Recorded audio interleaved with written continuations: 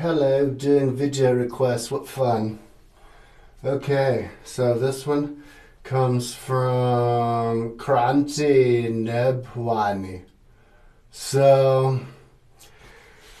he goes, what do you think about the mysteries of the universe, such as dark energy and dark matter, which we know almost nothing of?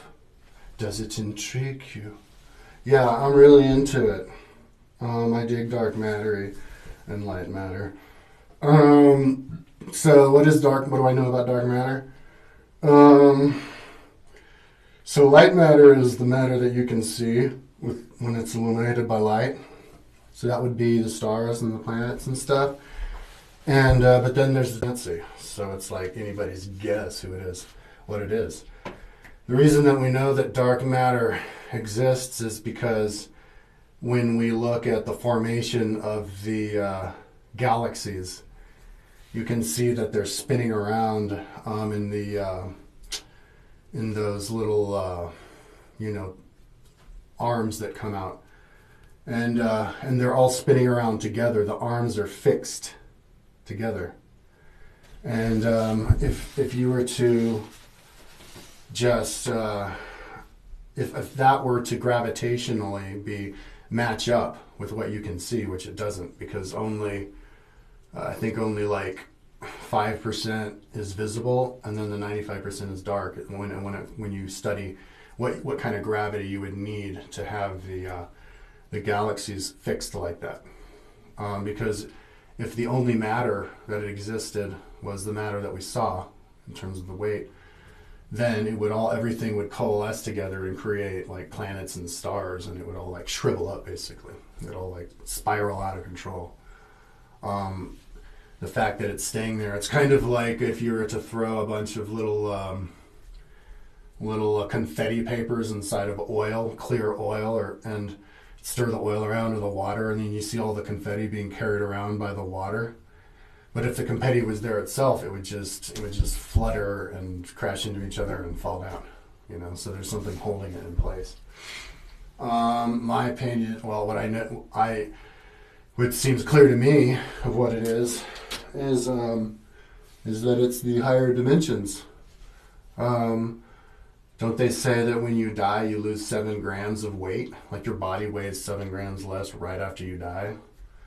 Like people can see the soul go out of the top of the head, and then the 7 grams goes away. So that means the soul weighs, and so there's lots of spirits out there, and even entire galaxies and stuff, and planets in higher dimensions, and black holes also.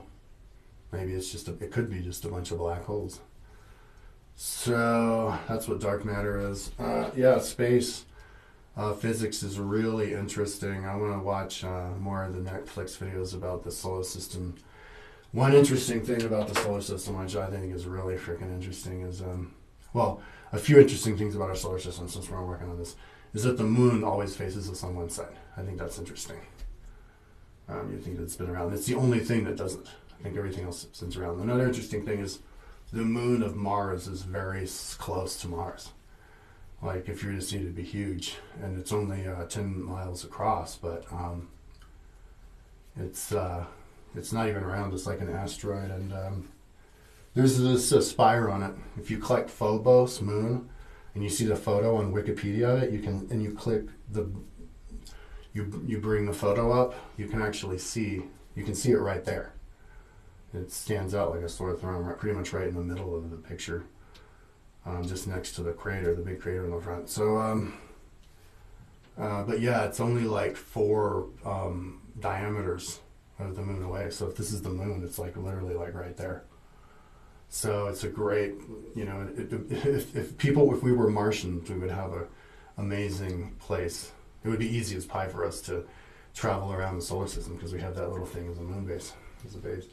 So anyway, so let's see, what else? Does it intrigue you? Yeah, what about the fact that the closest star is light years away, which is not reachable in even a few generations in human life with our fastest rocket? Not to mention every star we see with them being thousands or even millions and billions of light years away, means that their image we see are not their present state. Okay, so yeah, Alpha Centauri, the closest star, is 4.5 light years away. If it was a grain of sand, it would be like the other side of America or something. Now, I think scientists say that it's not possible to get to the other star. But 4 light years, that's not so long. The moon is 1 light second. The sun is 8 light minutes, I think. The galaxy is 100,000 light years, and so 4.5 light years, the closest star. I think it's possible. You would have to build a spaceship that is basically covered in like 20 meters of solid iron. So you'd have to construct the spaceship on the moon from like iron that they find on the moon, and then drill a hole through it or whatever, build a spaceship, and then attach it to the outside. So you basically have a tank flying through space, and it has to have some kind of propulsion that you would have to have the rockets firing. It'd have to be a huge spaceship with a lot of gas or whatever it would shoot out. Maybe it could shoot out some kind of nuclear, but it would have to have the burners going for a very long time. And then it would have to have the burners going to slow it down for a very long time. So like a year of solid burning to get you up to that speed. And once you're going up to that speed, like if you're almost the speed of light, it'd still take you 5 years to get there. But most of that time would be accelerated and decelerating. So it would be more than 5 years. So, but if you're going that fast and you're a solid object, that exponentially increases your chances of colliding with things. And when you do, and it also makes it so that the things that will destroy your ship can be smaller and smaller and smaller. Kind of like how the foam just falling off and hitting the wing of the space shuttle took it down. So you would have to, and you'd also have to get lucky. You could get hit by a big thing that could take you out, or a flare.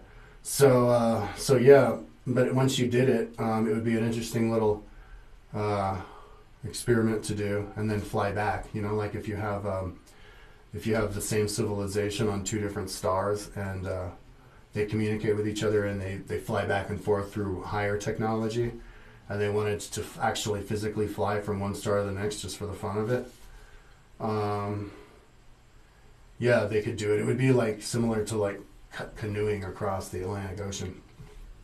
And then, that'd be interesting what it would do to the people. They would be younger than the people and the other people when they come back. Like to fly there and then fly back and then say hi. Even though they come from like 100 years ago. There is a mathematical equation you could do to find out how much older they would actually be. But yeah. So, not to mention, well, could we do it with the technology we have now? No, but maybe in like 100 years, 200 years. But I think the people who would do it would just be people who already do it in another way. Okay, so, that's an interesting thing that you don't see them in their present state. You see them from like 4.5 years ago, even though it's the closest star. And if you're on one side of the galaxy, it takes 100,000 years to see the light from the other side. But one thing that I think is interesting,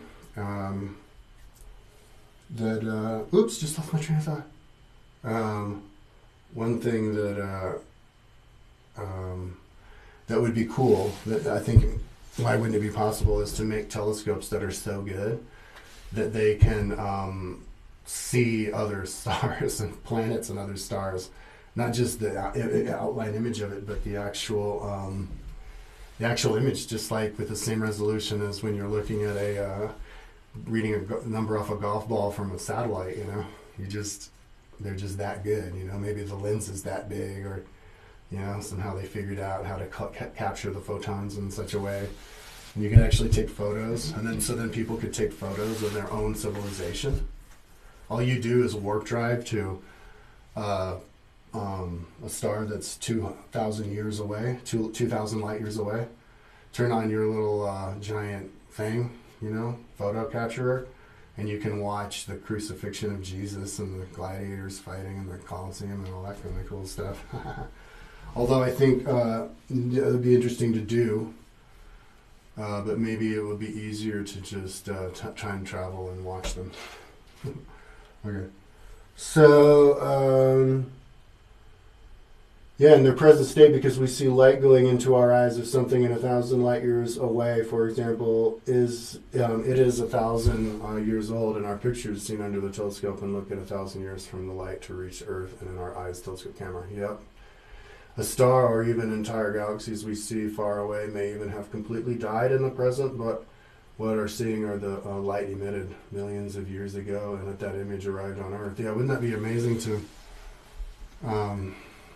know that there was some kind of catastrophe, and so you could easily look at the place there was a catastrophe, and the whole story of the catastrophe, but you're watching it go down like before, when everything's fine. You just think to yourself, "Oh my God, this place is going to hit a catastrophe."